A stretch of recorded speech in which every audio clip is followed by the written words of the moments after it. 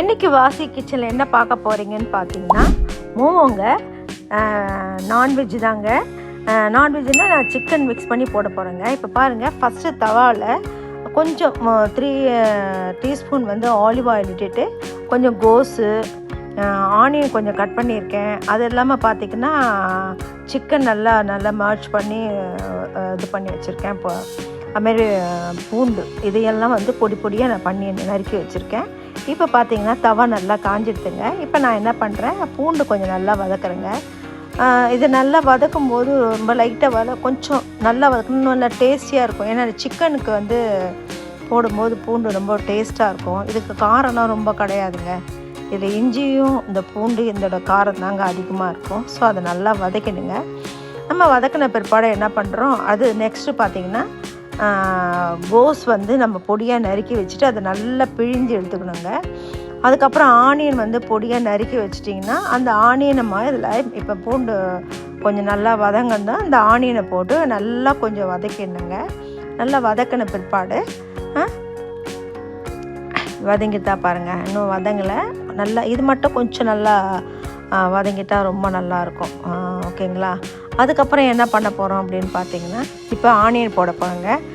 பூண்டு நல்லா வதங்கிடுச்சு. இப்போ ஆனியன் போட போகிறோம். ஆனியன் ரொம்ப லைட்டாக நம்ம ஃப்ரை பண்ணாலே போதும், ரொம்ப டீப்பாக பண்ணணும்னு அவசியம் இல்லை. ஒயிட்டாகவே இருக்கட்டும். இதை பாருங்கள், இப்போ கொஞ்சம் ஆனியன் நம்ம லைட்டாக நறுக்கிக்கிறோம். ஓகேங்களா? நறுக்கி போட்டு நல்லா ரொம்ப டீப் ஃப்ரை பண்ணாமல் நல்லா வதக்குறோம். ஓகேங்களா? நெக்ஸ்ட் என்ன பண்ணணும், கோஸை நல்லா தண்ணி நல்லா விட்டு கொஞ்சம் நல்லா பிழிஞ்சிங்க. ஏன்னா நம்ம அதை கட் பண்ணும்போது தண்ணி, சில கோஸ்லாம் தண்ணி விடும். ஃப்ரெஷ்ஷாக இருந்ததுன்னா அவ்வளோ இதுவாக இருக்காது. உங்களுக்கு கொஞ்சம் ரொம்ப நாள் வச்சுட்டோம், ஒரு 3 days வச்சுட்டு தண்ணி விட்டுரும். அதனால் நம்ம ஃப்ரெஷ்ஷாக இருக்கதே போடுவோம். அப்படியே தண்ணி விட்டால் துணியில் வச்சும் பிழிஞ்சு எடுத்துக்கலாம். இல்லை வடிகட்டி நல்லா கையில் வடிகட்டி அதுக்கப்புறம் அதை நல்லா இது பண்ணி இப்போ எடுத்து இப்போ நம்ம போடுவோம். ஓகேங்களா? இப்போ கோஸு போட்டுப்போங்க. நல்லா பிழிஞ்சிட்டேங்க. நல்லா கோஸு இந்த மாதிரி போட்டு ரொம்ப வதக்க வேணாங்க, லைட்டாக வதக்குனா போதும். இதை நீங்கள் ஓகேங்களா? இதை லைட்டாக வதக்குனாலே போதும். ரொம்ப டீப்பாக பண்ணணும், அதை தண்ணி விட்டுரும். சும்மா ஒரு வதக்கி நம்ம அதை தனியாக ஒரு பெரிய பாத்திரத்தில் நம்ம எடுத்து வச்சுப்போம். ஓகேங்களா? இதை நல்லா ஆற விட்டுணுங்க. இது நல்லா ஆறி எடுத்துனா தான் நம்ம அதுக்கப்புறம் இந்த சிக்கன் நம்ம மிக்சியில் ஒரு அடித்து வச்சுருக்கேன்ல, அதையும் மிக்ஸ் பண்ணும்போது நல்லாயிருக்கும். ஸோ அதனால் என்ன பண்ணேன், இந்த வதக்கினதை நம்ம கொஞ்சம் நல்லா ஆற விட்டுருங்க. ஒரு 1/2 hour ஆற விட்டுருங்க. ஆற விட்டதும் நீங்கள் மிக்ஸ் பண்ணிங்கன்னா தான் சிக்கன் நல்லாயிருக்கும். இல்லைன்னா தண்ணி விட்டுரும், சிக்கனும் அந்த சல்லுன்னு ஒரு மாதிரி ஆகிடும். அந்த சிக்கனோடு நம்ம ஆட் பண்ணும்போது என்ன பண்ணுவோம், கொஞ்சம் பெப்பர் அண்டு சால்ட்டை இப்போ மிக்ஸ் பண்ணுவோங்க. நீங்கள் டீஸ்பூன்லேயே மிக்ஸ் பண்ணலாம். சில இடத்துல உப்பு கலந்துருக்காது. அதனால் நான் உடனே தானே சாப்பிட போகிறோம், ரொம்ப நாள் வைக்க போகிறது இல்லையே அப்படின்ட்டு பண்ணேன். கையிலேயே நான் இது பண்ணிக்கிறேங்க, பிசைஞ்சிக்கிறேன்.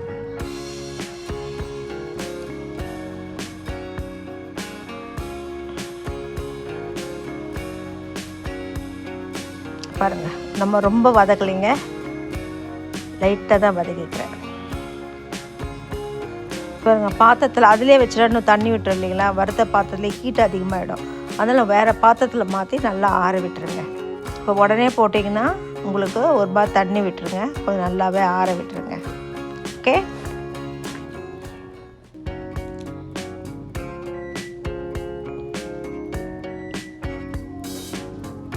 நீங்கள் டீஸ்பூனில் வேணால் கூட நான் இங்கே மிக்ஸ் பண்ணிக்கலாம். நம்ம உடனே சாப்பிட்டு அன்றைக்கே நாங்கள் முடிக்க போகிறோம், அதனால தான் கையில் போட. இல்லைன்னா கொஞ்சம் ஒரு வாரம் வச்சு நம்ம சாப்பிட்ற மாதிரி இருந்ததுன்னா நான் என்ன பண்ணுவேன், டீஸ்பூனில் தான் பண்ணுவேன். கையிலே மிக்ஸ் பண்ணிட்டேங்க. ஏன்னா அந்த உப்புலாம் தனித்தனியாக ஒரு இடத்துல இருக்க போகுது அப்படின்ட்டு கையிலே அப்படியே ஃபுல்லாக மிக்ஸ் பண்ணிட்டேங்க. சால்ட் என்ன ஓரெல்லாம் ஒதுங்கி இருக்கும், அதனால் கொஞ்சம் கொஞ்சமாக அந்த இடத்துல நான் க்ளீன் பண்ணிக்கிறேன். மாவு பாருங்கள், நல்லா ஊறிடுதுங்க. 1/2 hour ஆச்சுங்க. மாவு நல்லா ஊறிடுது. இப்போ பூ மாதிரி இருக்குது பார்த்திங்களா? நல்லா மிக்ஸ் பண்ணிவிட்டு ஒரு மூடி போட்டு மூடி வச்சேங்க. வச்சுட்டு ஒரு 1/2 hour கழித்து எடுத்த உடனே இப்போ பார்த்திங்கன்னா ரொம்ப சாஃப்டாகிடும். இந்த டைமில் நீங்கள் என்ன பண்ணுறீங்க, சின்ன சின்ன உருண்டையாக எடுத்துகிட்டு நம்ம யூஸ் பண்ணிக்கலாங்க. அதை சின்ன சின்னதாக உருண்டையாக எடுத்துட்டிங்கன்னா அப்பப்போ திரட்டுறது உங்களுக்கு ஈஸியாக இருக்கும் இல்லையா? அதனால தான். ஓகே? இந்த சின்ன இந்த மாதிரி உருண்டை தாங்க, அதை பாருங்கள், இந்த மாதிரி தான் உருண்டையாக நான் பண்ணிட்டேன்.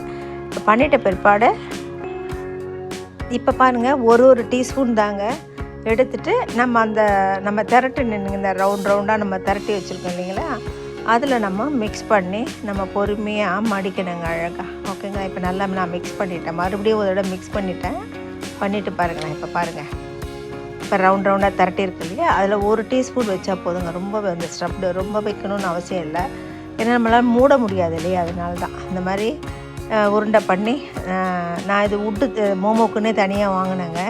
வாங்கி இப்போ அதை தாங்க வேக போடுறேன்.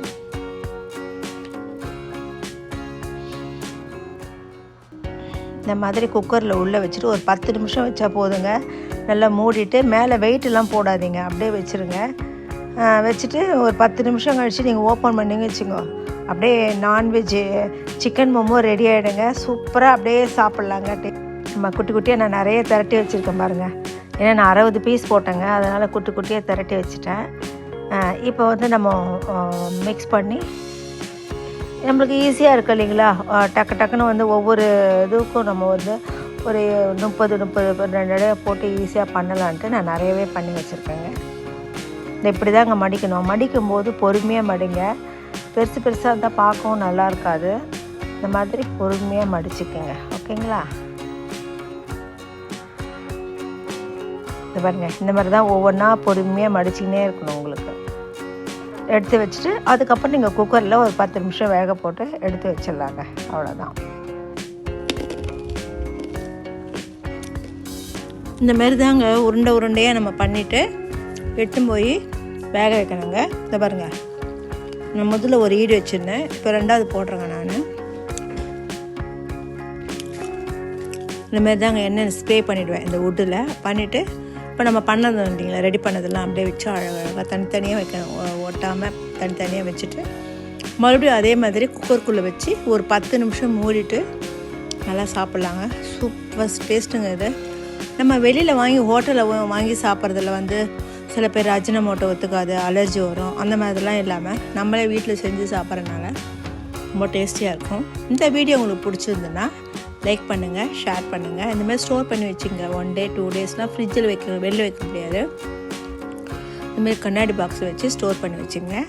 ஓகே, பாய்.